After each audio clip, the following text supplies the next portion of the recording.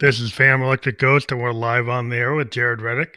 You're a transformational leader, and we're going to talk about mentoring the next generation of artists, preparing for the global stage. That's going to be the focus tonight. But welcome to the Fam Electric Ghost podcast. How you doing tonight? Doing well. Thanks for having me. So you've got a very award-winning career. There's a choreographer, a coach, and you actually like you're in a dean position, assistant dean at your school. I am. I'm definitely that. So we're going to tell your whole story, but before we get to the story of your life and what you've been doing as an artist, we always ask everybody on the show a couple questions. What motivates you, and why do you do what you do? What motivates me? I like at this stage of my career, and I think for a lot of my career, I really feel that I've been given a lot of opportunities in my life. And when I teach and when I'm working with my peers and my colleagues, I want to give back to them. So I feel like I'm in service of the art form. Um, Again, I really have been given a lot of opportunities, and I'm very grateful for that. So I really come to my life as an exploration of gratitude. So you want to pay it forward. Like I think like anybody who gets in a role as a mentor or a teacher, I mean, if you're a musician, you become a producer, you're like a teacher. Yeah, You want to take what you've learned as on stage and then hand it down to the next generation and keep it going, right? Keep the art form vital. exactly. So you're a third generation ballet dancer. How did that approach uh, shape your approach to dance and leadership and everything you're doing? Well, my grandmother was a prima ballerina in the Hungarian National Ballet, and then she taught my mom, and then my mom passed that to me as my teacher and my older brother as well. So it really doesn't form it because I've been around it my whole life, and so my viewpoint is really filtered through being around dance and particularly ballet since my earliest recollections, earliest memories in my life. And so like you're in a very kind of I would say a canon of the form. Hmm. And so like when you're in that kind of canon of the form, and then you have other types of dance, Hmm. like modern dance, contemporary dance. How does that like inform the or it balance your point of view? Are you really like in the canon, or you're willing to go outside the canon and look at other things? Well, because of the companies and because how the art form is evolving, obviously you have the classical ballet canon and all of that repertory. But that repertory now includes so many works by contemporary choreographers. You have modern choreographers like Martha Graham, who've done works on ballet companies as well. So you really are informed by so many things within the dance discipline. It's not just classical ballet. So I've been very fortunate to do many different kinds of dance throughout my career. Is that something that's typical in this age, or like if in a conservatory? Because I've dealt with like musicians that are in conservatories, and they tend to lean toward like very traditional structure. But so you're saying the world's a little more open, more expansive? Yes, I think the dance career, especially where I teach now. So when I was a dancer, I had all those roles to dance within this vast repertory of works. And now, as a teacher here at UNCSA, we have our ballet students. They get their ballet technique and all of that, but they also have contemporary works as well, including West African. They have opportunities to explore musical theater and singing. So anything that's within the genre, they explore, and that is fairly typical within the field because we need to be able to um, teach this next generation of dancers to be adaptable and have as broad a spectrum of opportunities as they can have. That's really incredible because like in terms of some art forms, you get kind of you kind of get stagnated by the can Yeah, to a certain point. You might learn on it, yeah, right? And then you're kind of told that that's the standard. Like in jazz, like bebop yeah, is like if you go into modal or you go into something more experimental or fusion, it's like what even Miles Davis, people argued like he's going against the canon. Well, he's in the canon. Yeah, I mean, primarily the students that I work with they're there to learn the ballet technique, right, and the methodology. That is their base. But Mhm.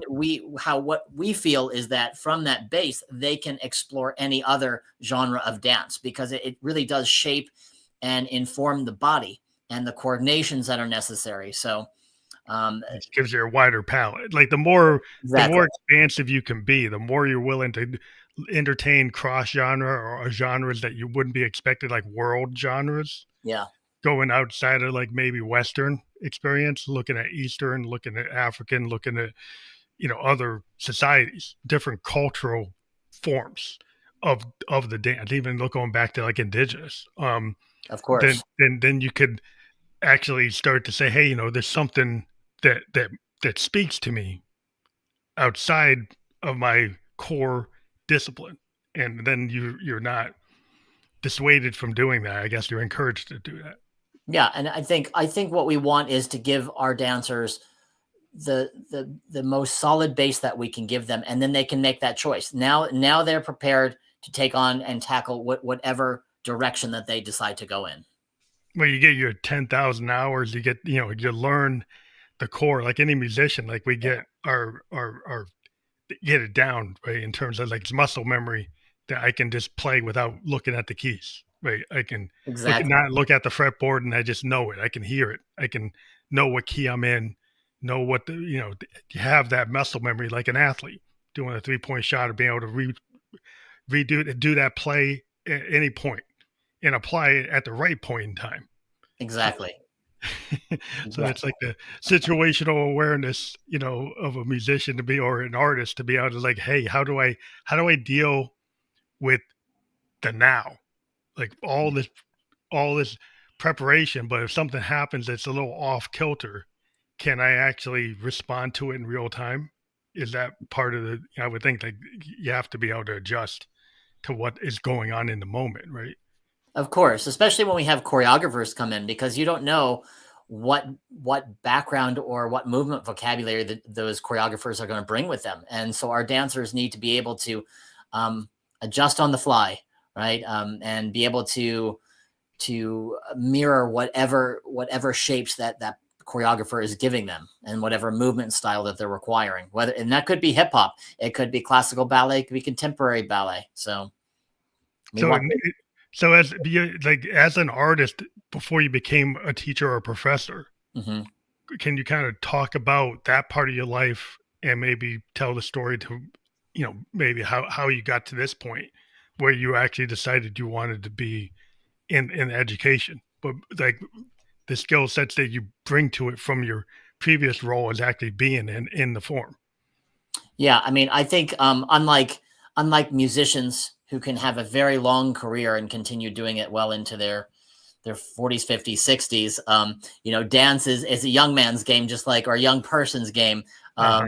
just like sports, just like pro sports, right? Yeah, you have Um, expiration but date to your for your capability, right? yeah, so the body gives out. So I mean, really, what we're talking about, I look at my kind of career in kind of two phases, really three. My training, but really what you're asking about is specifically my performing career when I was actually on the stage doing that. So Hmm. I was very lucky to have a 20-year career um, in major companies in the United States.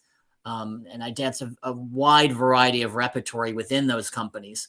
And I was fortunate that at the latter part of my career, about maybe midpoint of my career, I was then asked to, when the company was off, we had some layoff time or some off time to start teaching and Hmm. working with other dancers and younger dancers. So I started doing that probably around probably around the age my late 20s and then continued to do that when I was not dancing and on the stage. So it ended up being that when I got to the end of my career, I did have a choice Yeah, that I you had to pivot. You had a way to pivot exactly. because you actually had something that you were like Yeah. thinking ahead. Well, Yeah. I mean, some people might not think like ahead. They might not think about like, well, I'm in the now. I'm not going to think about like the next step that's 10 years down the road or 5 years down the road. They think, but that's like pretty, you know, I think it's a good move because Yeah. then you end up being able to have that second act or your third act or fourth act of your life. You you can kind of see where it could go. Yeah, I was very lucky in regards to that, because I was given a great opportunity when I was still dancing to run a school. So and so I was doing both at the end, and then that was an easy transition. And for a lot of dancers, and probably for a lot of professionals, it's hard to make that transition when you're going from one thing to the next. I would more liken it to, pro athletes. What do you do Be after a you leave coach. the field? Yeah, You yeah. know, Not every quarterback's going to be a coach, because they might not have. yeah, yeah, You might not have the communication skill to be able to take what you did, because not every great musician can be a teacher, yeah, because they might not be able to translate what they're doing. It could be so insular that they can't figure out a way to pass it forward. yeah. I mean, there are so many skills that you have to learn to start transmitting these ideas, to educate, to teach, to coach um, young dancers, but also working with your peers in a different respect. When you're not the talent on the stage or on the field, it's a different thing. It's a different ball game. So you have to really develop those skills. You have to really, and for some people, as you were saying, you're saying that not every great, artist or athlete are good teachers. So that's a whole different skill set. You might, some dancers or some musicians or some actors, they might be brilliant at what they do, but they don't remember how they got there. They don't know how to deconstruct what they Yeah, did to get to that place, right? yeah. So They can't kind of lay out the plan, because yeah, there may be such a method actor that they're so in the moment. yeah, If they try to deconstruct and recreate the moment, yeah, they can't, actually do plan it out, or actually give you the layout. They can't actually do that in a way that transmits enough information for you to actually, you know, understand or communicate what's necessary. I think it's a unique skill set that you have: the communication, the empathy, the patience, the ability to work with people who are maybe not where you are, exactly. and bring them to where they could be, right? Yeah, I mean, there's pedagogy underneath that, right? There are methodologies that underlie how do you teach someone a skill set, and so you have to learn what that is. You can't just it doesn't happen through osmosis that we remember all those skills. Yeah, I think that's a really powerful thing to be able to do that in your life, is to transmit that and actually be successful at it. Because there are teachers that, well, they're teaching, but they're not maybe not the best.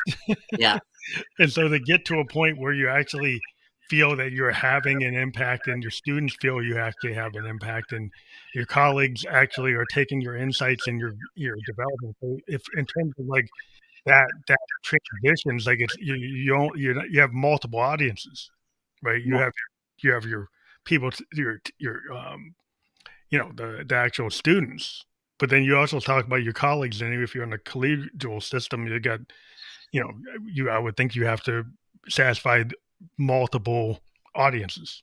yeah. And then of course you're dealing with multiple ranges of ability and where the students are in their training. So you're constantly adjusting. It's the art of teaching, right? It's like it's never a dull moment when you're teaching someone, because you don't know what people are bringing into the studio. You don't know how they feel day to day. So you're always learning when you're working whether they're students or whether they're professionals. And I do both.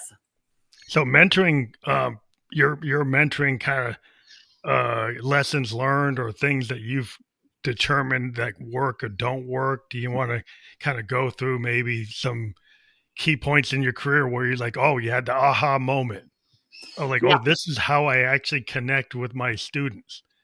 Yeah, I mean, the big thing is I'm a lifelong learner, and I've been very fortunate to have done a whole bunch of professional development in this direction. I've gone around the world studying methodologies and pedagogies to help support what I'm doing.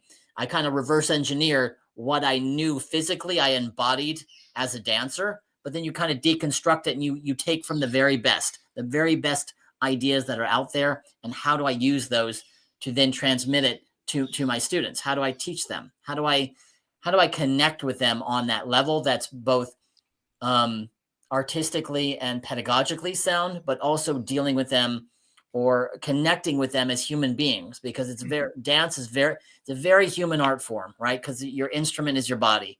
And Yeah. so, So, and I mean, to an extent, musicians, we use our body with our instrument, but you're using your body as the instrument. yeah. And Yeah, so, so it's a totally different. It's like an actor, in some ways, but it's a lot more movement. yeah, Actors have a certain level of movement that they do, but your movement is related to dance, right? It's not exactly. related to the scene where you might have some action that's happening, but your action is very specifically choreographed to tell a story through whatever that dance is supposed to represent. And how you tell stories with dance is not how you tell stories in a song or how you tell it as a screenwriter. So it's a different discipline. Yeah, absolutely. So do you talk to students about like how do you evoke the central theme of a dance or a particular part of a dance? Is there like what's that learning like? How do you convey that to students if they were coming in? Because I've never been in that kind of form, so I'm not sure like how that goes. Well, I mean, basically, we do for our dancers, whether you're professional or you're a student, you're going to have a daily class, a daily technique class. In that, you're just refining your physical embodiment of the movement, and then we go on. And then we have rehearsals if we're working on whatever the piece or the show that we're working on. It's really in the rehearsal situation that we start exploring how do we interpret the information that we're given, because as dancers in general, we're interpretive artists.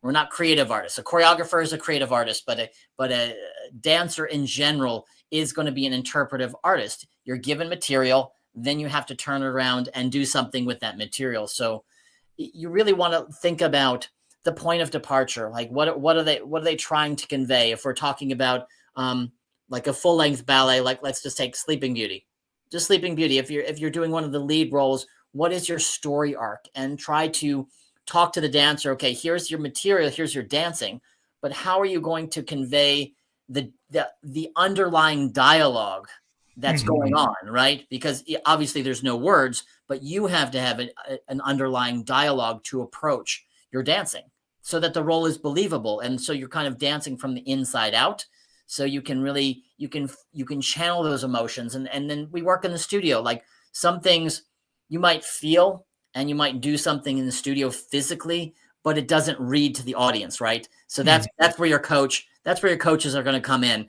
to be like, okay, that's not going to read that way. We need to try this a little bit in a different way. So I like, it's a The lot of feedback. fun. Yeah, it's Yeah, an interesting feedback loop because it's yeah, like how you interpret, like a studio musician might interpret, they don't write the song.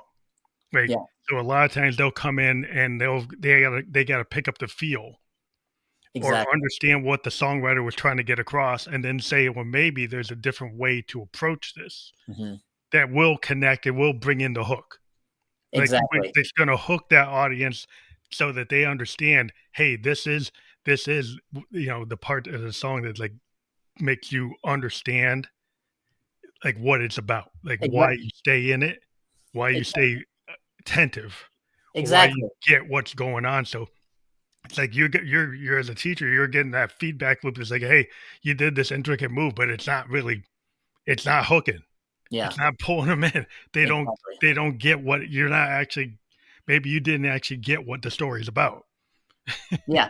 Yeah, exactly. And it's a physical language, right? Dance is a physical language. And just like we're talking now and we can understand each other, sometimes when you're dancing, if you're watching it in the front of the studio, watching a dancer work, it's like, I'm not understanding what you're trying to say. So let's try doing this a little bit differently. So it's a work in progress. It's a skill. There's Yeah, technique to it. There's, how do you in general, you're trying to break through the fourth wall, right? And how do you it's like a project that? vibe. It's like that feel. Like you can have somebody that could technically play like musicians. We run into this all the time. You could play what's on the page, Yeah, but you're not feeling it. And exactly. it's like, and we can kind of pick up the vibe. Like you could step into a group, right, as a additional person into the group, and then you're like the fourth wheel, the third wheel, because like Exactly. you're not vibing. They're like this guy's not getting it. Like he can Yeah. play the notes, but he's not getting it. He's not he's not feeling the song. He's not feeling the moment. And it's hard to explain, but it's like you know it when you hear it, Yeah. and you guys know it when you see it. Absolutely. Yeah. So that is so when you so that's a really interesting situation because like if they're not picking up the vibe and it's a lot of nonverbal stuff, right? That it's hard to express. It's like deconstructing it, as you say, that's the art of it. Like, how do you Yeah. convey what they got wrong? Yeah, I mean, you give dancers corrections all the time, and sometimes you're trying to get them to maybe adapt a little bit differently. And some days it just doesn't work in that day. Some days it's like we just got to let this go. Okay, let's just move Okay. on to the next thing, and then we'll come back to it tomorrow. And because we're human beings, and we can. Some people take longer to digest, so you go Yeah. through the process. Diminishing returns. Like so like it's like maybe feeling like if, in a musical situation we could run into a situation where somebody can do like 100 takes in a day. Yeah, Right. And by take 101, there's diminishing returns. It's like it's not gonna get any better. Right. You've actually kind of overworked it. yeah, And you gotta let it go. You gotta walk away because like if you keep on doing it, you're gonna just destroy it. And so it's like just forget it and come back. Sometimes is like the best medicine because like you're trying to sit there and get it. You're not gonna get it today. exactly. You just get into that frustration, and then of course the body will wear out after a while in terms of being tired for the day. So it's like, hey, let's do it. And sometimes if you're in that situation, it's like let's do it at like 50%, 75% of full effort. So let's Mhm. just kind of mark through it. Just marking through it sometimes gives you different pathways into that. Um, and that might be a better use of the time in that situation, is like instead of like let's just pound it out and just really try and make it happen. So I think there's lots of different techniques when we're with working with dancers. Like how do we get to that place where they're achieving at their highest level, right? They're able to authentically project whatever it is that they're trying to achieve. No, we've been talking about the teaching hat and talk about the directing hat. Yeah, So where you are directing, like you take a piece and then it becomes like your vision, right? The way you're going to interpret it for the whole um, dance troupe. That the way you're going to actually um, do the Nutcracker is like your vision of the Nutcracker, right? When you're a director, is that true? Is like, or is it the producer that controls it? well, I mean, it's a little of both. It's really the choreographer, right? Because you're stuck within choreography, but even within the choreography, right? You have the dancers; they know their material. You have your lighting, you have your sets and everything. But when you're in a directing situation, it's you can start playing with some of the lighting design. You can start adjusting how the dancers are moving, even though they have the choreography. It's like, well, let's bring them further upstage, downstage. If it's a Okay. narrative moment, the narrative moment's like, okay, we have the choreography, but all of you need to stay still, and so that we can really. It's like Like directing for a focus, film. it's like the way you choose your Exactly. shots as a film director. It's the You same choose thing. yeah, you're choosing your camera angles, you're choosing if the lighting crew's gonna do this, if Yeah. the photographers are gonna use this camera versus that camera versus this boom mic versus this, like, the choices that you make will have an overall effect on the whole thing, right? Exactly. Yeah. And so you can make those choices, and that's a lot of fun because then again, it becomes a very collaborative approach, right? Because you might be working with the choreographer or the lighting designer. I mean, as you're preparing it for the performances. And so and then of course your stage managers as well. You're working with a lot of different people. Yeah, Um so it's like a sometimes team. It's yeah, like a and then you could also look at like costumes as well. Sometimes, like, yes, you have your costumes, but maybe an adjustment needs to be made on a particular dancer. Very, very simple thing that just makes it look better when you're viewing it on stage. oh, And how it'll flow, like how something's draping or how it's coming out in the movement. Your exactly, eye catches something, it's like, "Hey, I need to make an adjustment because I want it to look in this way for this movement." It's like a lot of artistic choices, yeah, in terms of, like, the different ways that you're gonna convey that canvas. If we talk about music, sometimes sound painting, yeah, and, like, the idea, like, if we have this canvas, we can layer things. Right. with the sound, and there's stuff that might not appear to matter, right? Because it's kind of like a shadow vocal or a shadow track that once you start building on it and you add layers of different things to it, it actually becomes something else. It's like a paintbrush mixing colors. Exactly. You start mixing colors, you get different shades of it, and you created something new. And I would think that you could do that with the way you layer your scenes, or how you have that dancers like in different positions on stage. You make those choices, right? Yeah, you can definitely do that. That's interesting. So there's some things that are relatable. Yeah, I mean, yeah, it's all very similar, right?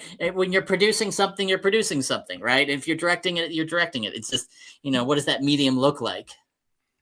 So do you teach direction in your film school, or are you teaching like the actual dance, the act of dancing, or are some of your students learning about direction too? Are you doing like all those things? Yeah, we don't teach direction necessarily. They do have opportunities to produce their own work. And so we do work with them when they're doing that. So a little bit. It's not the main thrust of what we do. Um, So but we mostly definitely, it's the act, the ability to dance is like the actual training for the dancers. yeah. And in terms of like adaptability, Hmm. um, like you said that you had a lot of different, you've been with the Boston Ballet, you've been with a lot of different ballets worldwide. Yeah. Um, what allows a student or a dancer to be able to be adaptable, to be usable in multiple types of situations? Yeah, I mean, I think when you're talking about that in the ballet world, the dance world in general, is like the strength of your foundational technique. I mean, it just comes down to that. The artistic part is the fun stuff, right? But if you don't have the chops to actually do the work, you're not going to have the strength necessary to get through whatever choreography or material repertory that these different companies provide. So it's always that foundational technique, and always going back to it. Dancers, we take company class every day, 5 days a week, and that's hour and a half class, hour 15, hour and a half, depends on where you are, to make sure your body is in the best shape it can be. So their lines and the musculature is really working for you. So that's the secret sauce. It just goes back to that daily class, and that allows you to do. And as you move through the career, you're just going to get stronger and stronger, and you get your physical language gets expanded as you work with different people, just like any musician or any artist. You have all those things. So in training students today in the modern world, like what are the pillars of like a sustainable dance career? Like that you guys look at like all the aspects, like in terms of like your mindset, your nutrition, Hmm. your ability to get rest, your ability to like recover, like how much of that is actually taken in account today? Well, yeah, I mean, we really talk to our. If I'm talking to, so I work with both students and professional dancers, mostly students, but I do work with companies. It really is. We want to make sure that we are treating our bodies as best as we can. And so there is a rigor to the art form, like profession, just like pro sports. You got to get out. You got to be practicing. You got to be taking class, doing your rehearsals. So that's the physical part of that. Then of course you have to manage your body, right? So make sure that, I think dancers are so lucky now, and athletes, because we know so much more about sports nutrition and sports science. How do you manage the body effectively, right? Um, and so we make sure that we want to have our dancers make sure they're nutritionally supporting themselves. That's a huge part of it. And then again, we're also talking about the mental and emotional impact of what we're doing. How do you care for yourself that way, right? How do you make sure that you're mentally and emotionally prepared for all the work that you're going to do? Because we're not robots. We have real lives. We have to go to the bank. We have to go to the grocery store. We have to do all those other things and Hmm. manage all of those things, right? So it's a lot of time management, a lot of Time management. all of those things that just combining together to make sure that you can function and be successful, just like any profession. Yeah, would you say today that people are more mindful of those other pillars, where Yeah. maybe before there might have been focus on one or two Yes. without really understanding the whole, and then then you tend to crash or not be able to recover. Well, I think we're really lucky that there's been such a thrust to really honor and value and understand how important of the mental health of people are, and just in general. And Hmm. so that's been a big shift in the dance world, which it might have been, you can look at some of the dance films, and they absolutely sensationalize things of, really harsh pedagogies and really negative environments. They are sensationalized, but there's an element of truth to that, right? And so Hmm. what I've seen, especially in the last 10 years, but certainly probably last 20, but the last 10 years, there's been a real push in the companies to make sure that there's healthier environments, that dancers' voices are heard more. And they're not just disposable assets, right? They're Yeah, human beings that we're dealing with. And I think that goes pro sports, man. Uh, yeah, it's the same I'm kind of thing. I Yeah, mean, yeah, if you get into the game of like a touring musician and you get on you go into Chicago and you go into Texas, you go to New York, you go boom, boom, boom, boom, yeah, boom. yeah, There's a certain aspect of like when you're doing that, maybe when you're first 17 yeah, or 18 or 19, exactly. but when you get a little older, it's like eventually you get to burn yourself out. Yeah, You have to actually. It's like, yeah, your road manager or your booker, they want you to do the show, but exactly. is that a sustainable thing for you, for your mental health? Is that sustainable to do that? Maybe not. Yeah, it's challenging, but I just think the tone within the professional world, especially what we do, certainly what we do, and our how we teach, and the pedagogies of making sure our students, uh, that we're really mindful of their emotional and their mental health. It's so important so that they can actually be here and train the way they want to train, and the way that we're able to train them, because they have to be open to that, and prepared for that. So the thing I want to talk about next is like the different kind of venues that you can be in. Like Yeah, you could be a live venue, you could be on a film set, you could yeah, be on like something for a commercial, you yeah, could even be doing work for video games or something. So the question is like give based on whatever type of form the dancer is going to be in, whether it's like live or not live or part of some other like motion capture for yeah. something. Like are there different like ways to teach dancers based on if you're going to be on film or versus on stage? Yeah, I mean, I think the fortunately the live version of everything, like what we consider, um, live performance, that does train you for all these other things. There are certain skill sets in terms of when we're going in front of the camera, right? If you're going in front of a camera, you're doing a filmed version of whatever. It's a little easier, a little harder, because you're going to maybe take short chunks of something. You're going to do one shot, and you're going to do the first, I don't know, 15 seconds, and then you're going to change the shot. So it's easier because you get lots of takes, and you have lots of different possibilities, and it's maybe not strenuous, because you could do, maybe you're doing 15 seconds, maybe you're doing 2 minutes, and then you're cutting, right? Hmm. Versus doing like 30 minutes straight through a ballet, which is Hmm. exhausting. The flip side of that, if you're in front of the camera, in that respect, is, okay, you do a take, you cut, you reset, and then you're going to change the shot. You're going to do all that, and now you have to keep your body warm and you could be on a film set for many hours, where you're going from having to go full out in performance mode to absolutely you're going down. You're completely just relaxing and resting in between, and then you have to Oh, keep up your and body. down. Yeah, Yeah. you have to keep your body ready to go, right? Every take has to be your best. Um, Versus when you're going in a live performance, you just go. You You just just you are go. just Yeah, doing you it don't have to full keep out. having this downtime could really kind of mess you up, Yeah. potentially, I would think. Yeah, so it's different. So we do work with our dancers with that. I mean, we do a lot of we do some film projects, I should say.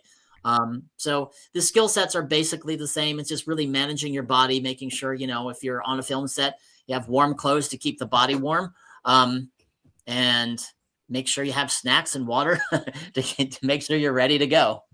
And also when you're working with like musicians or music, and you have like the difference between having like a set piece and maybe a collaboration where the piece is evolving with the dance like in real time.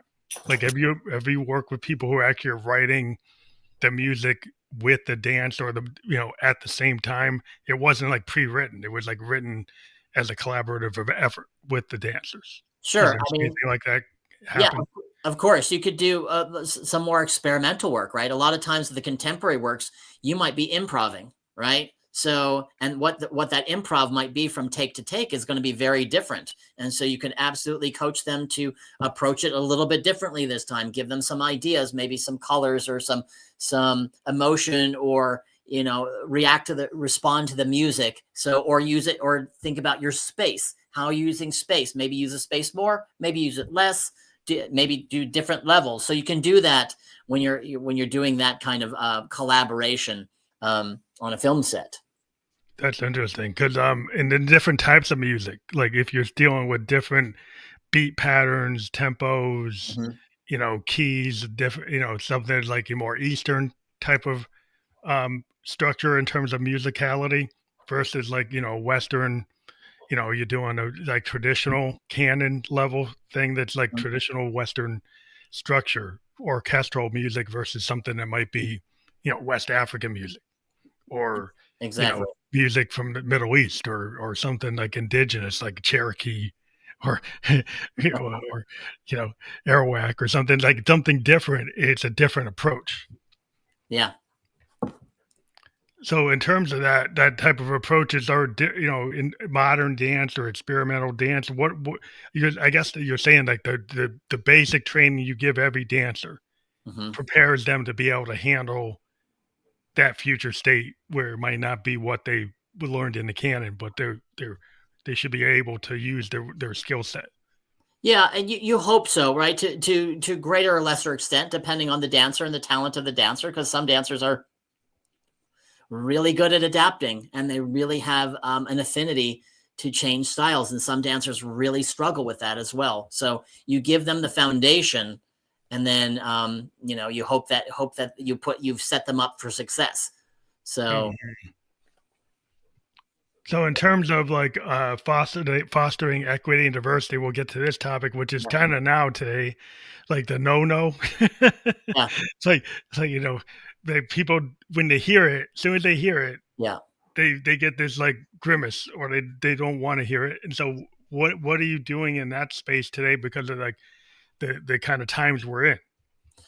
Yeah, I think when you're looking at, in terms of education right now, and what we look at to bring students in, right? For us, it's an audition only school, just like anyone has an application to get in, but you have to do an audition to get into our school. So we've really made an effort to make sure that we are trying to find different places to hold our auditions. We're trying to reach out to different communities that might not have easy access to us, because we want to make sure that we create as much access and opportunities as we can. And it's a longer game, right? We can't just snap our fingers and just hope that the dancers have the training to get into our program, right? It takes a pipeline. It takes Yeah, it yeah. takes training, and there's socioeconomic issues that you encounter, and we try to make as much scholarship dollars available as possible for our students who might not have that possibility. So that really, we look at it from that standpoint, of how do we create diverse cohorts of students in our school, because that helps everyone's experience, to have those diversity of voices and people's lived experience. I think that's really helpful and necessary for artists. Well, you have these, if you have outreach and pipelines where you set up a connection with a high school Hmm. or with a program in some urban area or some rural area that normally wouldn't get it, but there's maybe you find a community of people that want it. Yeah, There are students that want to do it. So if there's an outreach and there's a pipeline and there's some kind of program, then that can become a funnel, yeah, and so, yeah, that takes work because then that seems like that's where you actually had to plan something. You actually had to put some effort in. It's not just, oh, when somebody just comes out of nowhere. There's actually guidance, or it's happening, training's happening. So Yeah. it's coming from a purposeful point of view rather than say it's just an accident. Right. We can't just hope that we get a diverse cohort of students, because the systems are not set up that way. It's just not that way for anything. So we do have a bunch of outreach programs. We do have a preparatory program for younger dancers that can come through from the community so that we can help train them. So, it has to be very intentional. And we have to do that work, and we've been doing that work. But there's many things, there are many barriers and obstacles to try to overcome to make these programs as successful as possible. Yeah, we're dealing with a lot of cultural stuff and nowadays, and we got a Yeah. cultural rebellion against certain ideas. But moving to other things that are interesting to me in terms of innovations in education that you find today. Everybody's always talking about, I'll bring it up because I'm in tech. In my day job, I'm a software designer, and so the big buzzwords are like AI. Yeah. Everybody's saying AI can do everything. Yeah. In the dance world, do you use AI at all for anything? Um, not in terms of actual classwork in that respect. I do think, I think our dancers can really use it if for instance, maybe they're choreographing something, or they're trying to, or they're creating a piece. I think you could use AI there to scaffold your work. But in terms of, we don't have the tools yet in AI in terms of what does that movement vocabulary look like. But I do think it's coming, right? I mean, we Yeah, know it's we know always it's coming. exponential. Yeah, We're the tech bros. We're always trying to put our hands into everything. yeah, In the music world, they're all over it. yeah, To some of our chagrin, that because they basically get to a point where they say, "Well, we don't need you as the artist because our right, AI will do that." And I was like, "Well, that's not what I'm looking for. right, As a musician, I use it as a tool. yeah, If I use it as a tool, maybe help with my post production. yeah, Maybe tell exactly. me hey, I want a sound and make it sound like the Neve board on Fleetwood Mac Rumors. So Yeah, go and run and edit. I can't afford that analog piece of equipment, but could you run the same compressor that Stevie Nicks had on her voice, right? And give me a virtual version of that compressor. And yeah, that kind of tech, it can do it. In some cases, it can do stuff like that. So that's useful for me, but I don't want it writing my bass line. right, I want exactly. I wanna write the bass line, and I wanna play the bass line. I don't want it to do that. Some people might want it, but that's not. I'd rather have it give me the compressor, Right. that's what I'd rather have, but that's just my point of view. I think there are lots of ways we can utilize the AI tools as tools to kind of scaffold our work, and there's nothing yet that's being done in the studio in terms of choreography. I know there's lots of research in that direction, um, but you're not seeing it in the profession itself. Do you know Yeah, what I'm and saying? nobody's gonna build, like, a robot that's gonna show you how to do the movement. You still need a human being to do that movement. There's no robot that could be a ballet trainer robot, Yeah, exactly. I mean, which I guess they want, but it's not here. one day, yeah, we'll see. In terms of what you see coming in the future for dance in the modern world, in terms of reaching out to new audiences, getting people to be enthusiastic about it, do you find that there's any less enthusiasm coming in, people coming into dance for you today, or it I, still has the same fire in the belly that you had? I think it's still the same, because I think what we're seeing is the reaction to so much screen time, that actually, we're seeing people wanting to have live events, wanting to connect physically in real time with something versus staring at a screen. So I think it's gonna, dance and the live performance is going to be around for a long time. It's going to adapt, it's going to evolve, of course, and we need to. I'm a big proponent of that. I think we need to use the technology. We need to use the tools. Would love to see a piece done with AR. That would be amazing, right? AR Mhm. and VR live, like at the highest level. I mean, the technology is probably still too expensive at this point, but it's coming. So I think we're gonna see those kinds of things in the future. Yeah, I think it's interesting to, that the thing I've always been a big proponent of is like live, musicians playing live gigs. Yeah, And we've seen tons of automation in the music world where, in some places, some points it's like we have all these machines playing the music yeah, instead of musicians playing the music. yeah, And that to me as a musician, I'm kind of like not really into that. I'm I think that if I'm doing a performance, it should be me playing the music because like as a human being, I interpret it like the way a dancer interprets the story, and there's something about a human spark of that individual artist that what they bring to that piece is something that no machine could ever do. But there's a lot of machines that can do things today, yeah, and so that's always been the kind of dichotomy. Is like, well, I like it to a certain extent, but then when it starts coming in and actually sanitizing the experience or making it not as vital to me as like playing something where there potentially could be something that you didn't hear before. yeah, Well, that's what you want, and I would think as a dancer, sometimes like that in the moment adjustment that you make because you're a professional and you know what to do, and that's part of the art, right? yeah. I mean, there's nothing like a live performance, that live experience there. So I think it's not going away, and you just every show is different.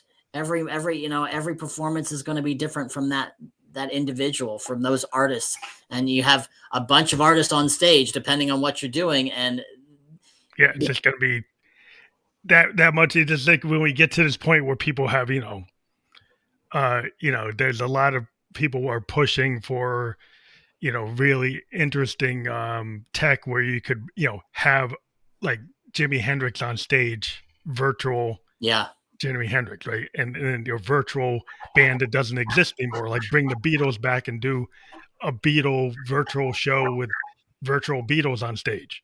yeah, Well, that could work, and there could be big audiences for that, but don't take away from like I'd rather see a live band do that. yeah, exactly. Yeah, and people are going to play with that. We're going to see a lot of it. Obviously, we've seen lots of AI renditions of little films. So I, Yeah. Yeah, it's just like, happening. I would hate to see dancers replaced by AI bots Yeah, I in don't. films that should be a dance film, like a musical film. Yeah, And instead of having the full cast, only the primary cast are the dancers, and the rest of them are all AI. I think that is a losing proposition for humanity. I understand the cost involved, but I think that having all those humans on stage doing it for real on film or live to me is just a better experience. But maybe yeah. I'm an old timer. No, yeah, I think there's going to be both. I think you're going to see both, right? I think there's no way you're going to be able to keep that genie in the bottle. I think you're going to see that, and people will have choice, right? And so there will be choice there. Maybe And there's a hybrid mix of like what is just right, like go to the three little bears is like what's the right combination? yeah, who knows? Who knows? I'd be curious to see it. I mean, you don't. We're talking about AI and how that impacts jobs and how that all those things, and we don't want to. We want to see artists, human beings, creating art.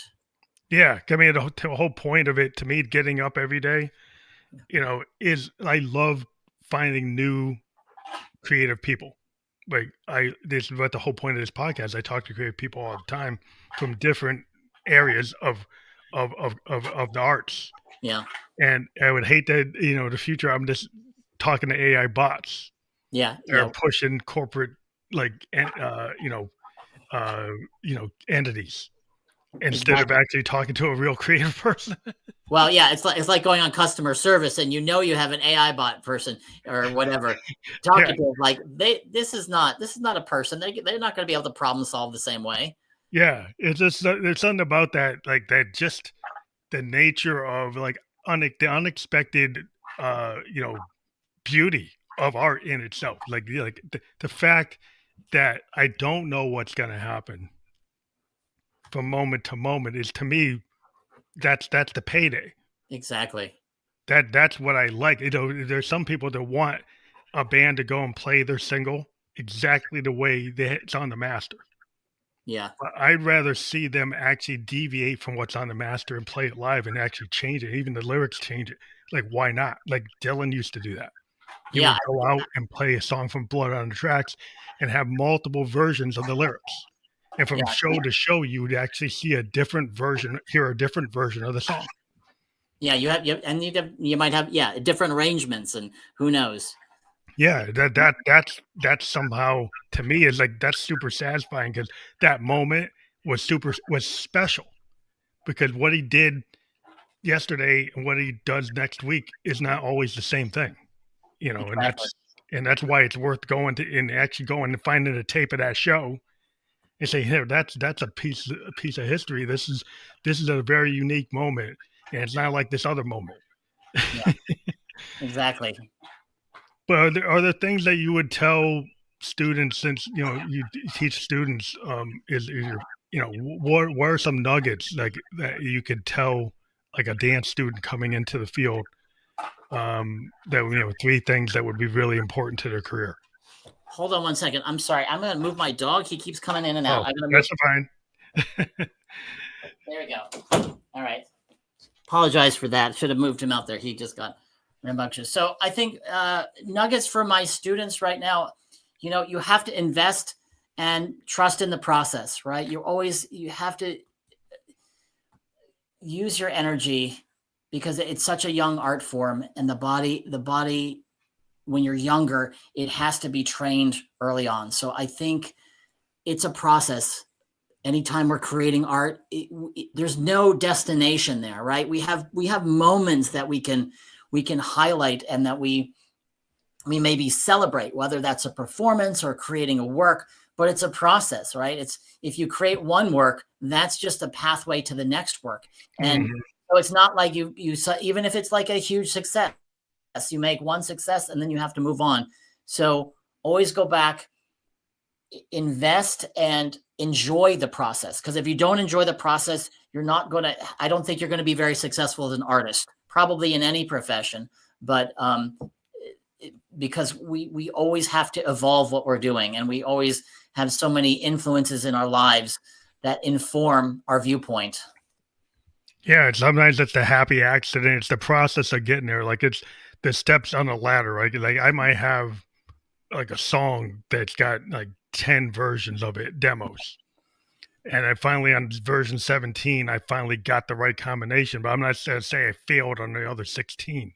The Yeah. other 16 versions of the song got me to version 17, which is the one that I finally decided that's the one I present to the world, and that's the one that actually worked. So, but that process of getting there, I actually am thankful for all the 16 steps they brought me there. Yeah, I know that a lot of choreographers, you see them, they create works, and if they have a fairly good career, they create a work, and one work doesn't work. But what they do is they take what worked from that. What can I learn from that? I'll take that thing from that work and put it in my new piece. Maybe you just is a germ of an idea, and then you keep evolving that idea, right? It's going to be a different point of view, but Yeah. you always are learning from your work, right? You learn from your mistakes. So Yeah. It's like your big, your little like box of secrets. Like a lot of times, like we have our trick box, or like, I got all these grooves in a box. I yeah, got all these loops. I got all these hooks. And like, I think Steely Dan one time said, we had this song, we had like 5 hooks. And we took them out of our hook box and threw 5 into one song to make it hit. Because like, we knew we couldn't just have one. We had to like overload it. But they were pulling hooks from other projects that didn't work. right. And you pull things, sometimes it's not symmetrical, right? It's not sequential. Sometimes the things come from different, like it might be this future idea. Like, right, there's something like you're working on it for this other book. But then you say, well, no, I'm going to steal it back and put it in this book. Absolutely. that's that's how it works. It's like Right. sometimes it's like it's not always going from point A to B. It's like E back to Z. Yeah.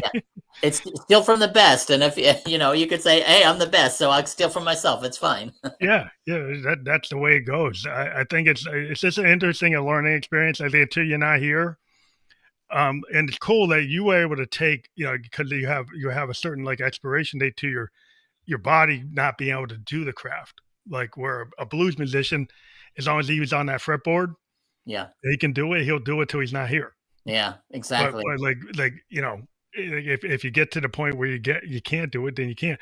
But like to be able to then kind of pivot to being a teacher and a you know mentor, I think that's a cool way to think about things, and people maybe should like, even though there might not be in your field, they can apply that ideas like, hey, even if I can't do the thing I love to do, I Yeah. can actually help people love it just like I do.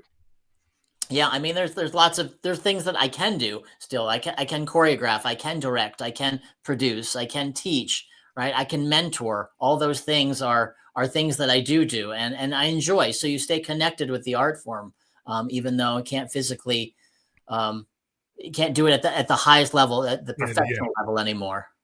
yeah, I think that's a great story, and I love bringing this story to everybody. We do have your link there. I did want to mention it before we leave. Jared-Redick.com. If people click on that, what do they find there? Is that that's everything about you? Yeah, it's my webpage. You'll find a little bio.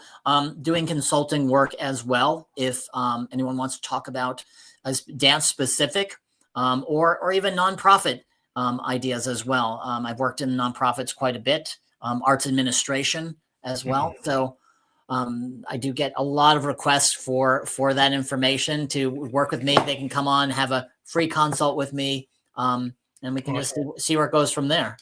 That's awesome. Well, I want to thank people. We do encourage people to click on the links that we provide. That link below, jared-reddick.com, that would be fully clickable on all the platforms around. We've just been on Facebook, LinkedIn, and YouTube. We'll be on major platforms like Apple Podcasts, Spotify, iHeartRadio, Amazon by tomorrow. But I want to thank you for being a guest on the Family Electric Ghost podcast. Well, thanks so much. I really enjoyed having this conversation, and I hope your audience really enjoyed our dialogue today. Well, thank you. Well, have a great night. Okay, you too.